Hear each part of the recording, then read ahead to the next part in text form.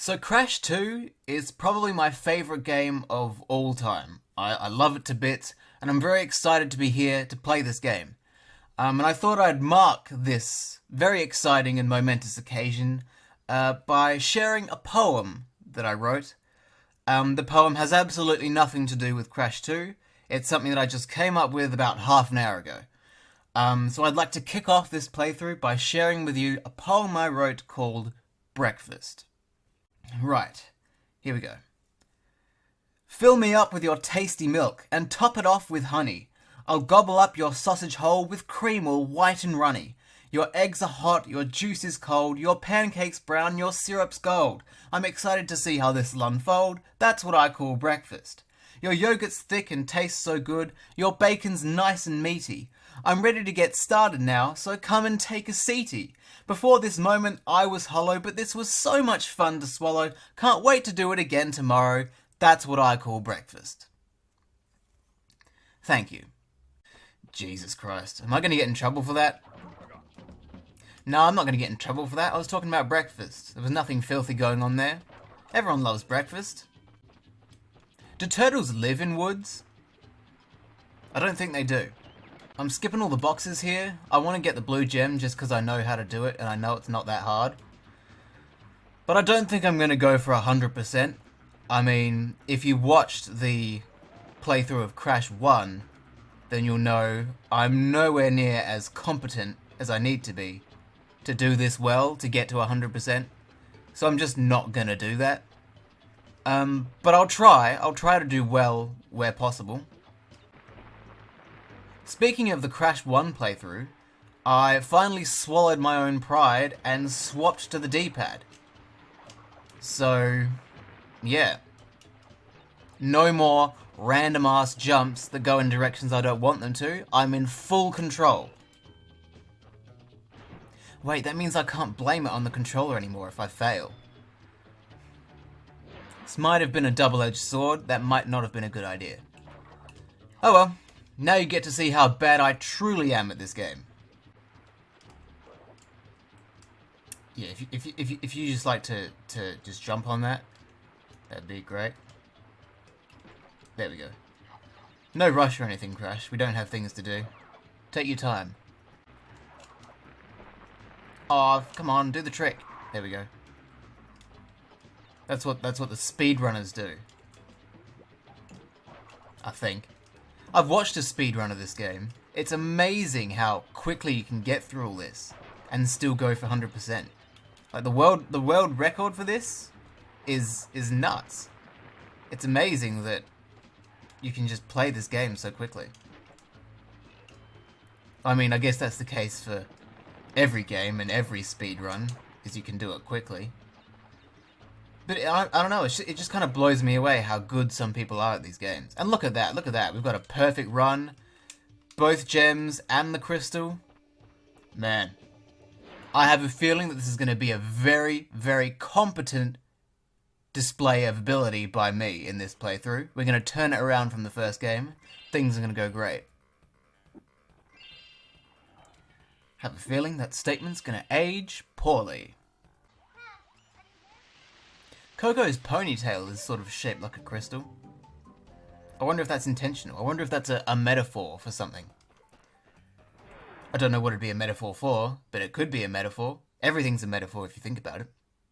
Even that was a metaphor. You know, the thing I love about this game is sort of all of it. Oh, I don't like that though. That kind of sucked. I got hit for no reason. So this is a really cool trick you can do to get the red gem without having to do the actual red gem route. So this is a trick you can do to get the red gem without having to actually do the red gem route. So this is a trick you can do to get the red gem without actually having to do the red gem route.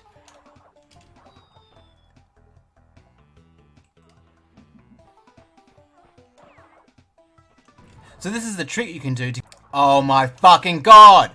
Get the red gem, you useless bastard. Come on, you were inside of it. You were literally in it. Are you serious, man? Come on! You're right there. You've literally got it. It's literally on the tip of your dick. There we go. First try. I used to despise people who did that little red gem trick because I thought it was cheap. Well, that's what I told people anyway. The actual reason was I couldn't do it, and I was jealous, and so my natural instinct was to despise everyone who could do it, because that's how jealousy works. But now that I know how to do it, and that I even did it first try just then, and definitely didn't cut out all the attempts where I couldn't, I don't feel jealous anymore. In fact, I celebrate the red gem skip. Oh, look at that! All 3 collectibles in one go again? I'm actually doing so well. Maybe I will go for 100%. We're doing pretty well so far. I was about to say it's abortion time, but we don't actually have to fight him in this game, so it's not abortion time. This time we're just going to let it, we're going to give birth and live with the, live with the challenges of having a child despite not actually wanting it. This level's name is actually really funny, because it's called Hang 8, which is a play on Hang 10, where you hang, I think it's all of your toes, off of the edge of a surfboard or whatever it is. Is it a surfboard? I'm pretty sure it's a surfboard. Anyway, it's called Hang 8 because Crash only has 8 fingers and not 10, and therefore probably also only has 8 toes, so they call it Hang 8.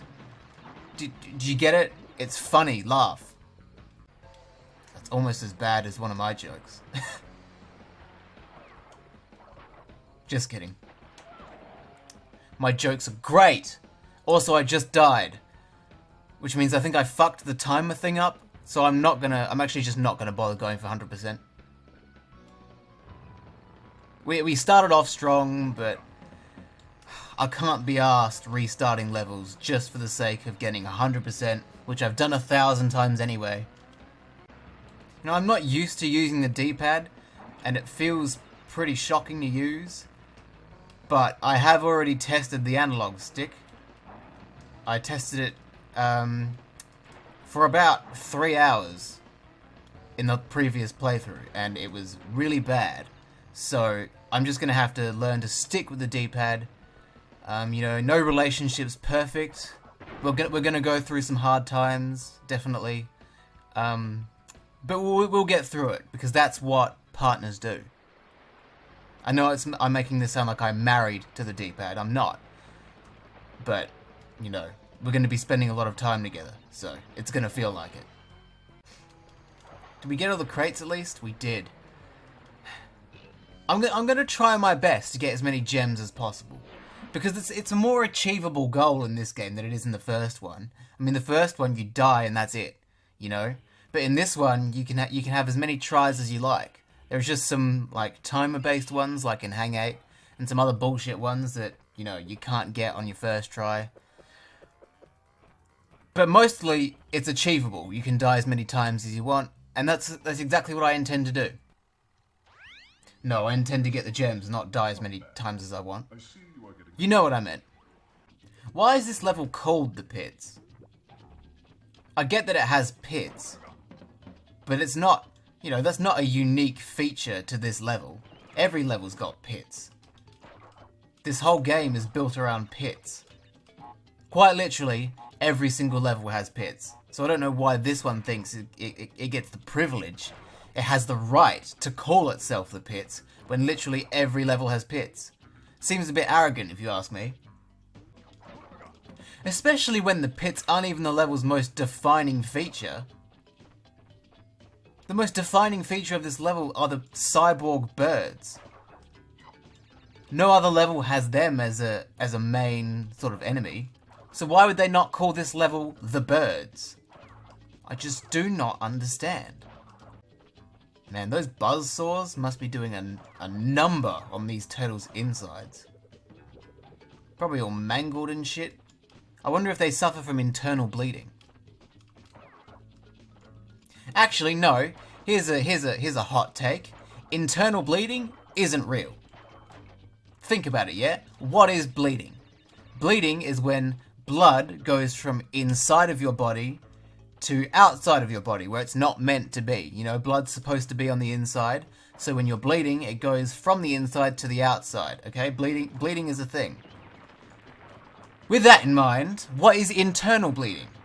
Internal bleeding is what? Where the blood goes from inside you to somewhere else inside you? That's not bleeding, that's just circulation. Your body's supposed to do that. Like, are you joking? What, is blood not supposed to go from one spot in the body to another? If that's not the case, what is the heart for? The heart's literal only purpose is to pump blood around the body. Right? So, whatever this internal bleeding shit is, it's not a bad thing, it's meant to happen. I just debunked internal bleeding. Internal bleeding isn't real.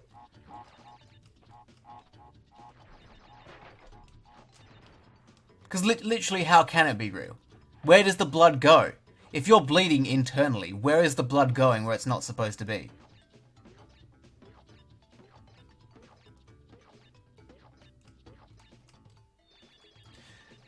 I should probably stop talking about internal bleeding and just try and do this bonus room properly. I should become a doctor. Not enough doctors are talking about how internal bleeding is a hoax. I feel like I need to enter the medical force and put a stop to this misinformation. Do you think these are the same boulders from the first game? They're just covered in snow now? Did they whitewash the boulders? These boulders pulled a Michael Jackson, that's what happened. Oh, that's kind of fucked. I probably shouldn't say that. That's kind of fucked up. What the fuck? That's, no, I don't agree with that. I definitely did not spin that TNT crate. That definitely did not happen. I'm not wrong, the game is. Watch. See, how did I hit that? I definitely did not spin that. I jumped first, you saw it. You saw me jump. You saw my feet lift off the ground. That means I jumped, I was on a higher plane of elevation than the TNT crate was. But I hit it somehow anyway? Yeah, right. Yeah, right. See, that's what should have happened the first time. Why didn't it? I want a full investigation into this. Get away from me, Michael Jackson.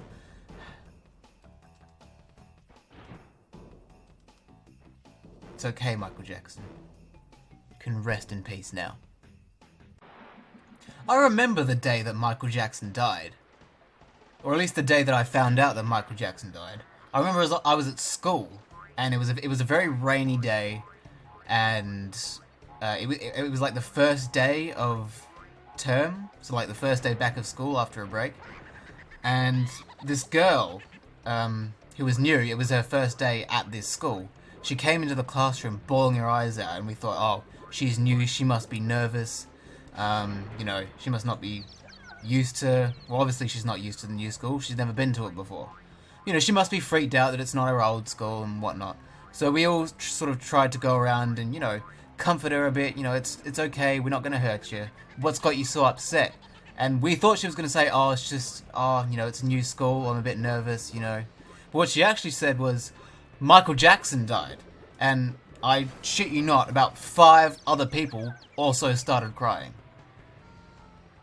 So yeah, clearly those were kids that Michael Jackson did not get to. That's fucked up. I'm gonna stop talking about Michael Jackson before he holds me over a balcony.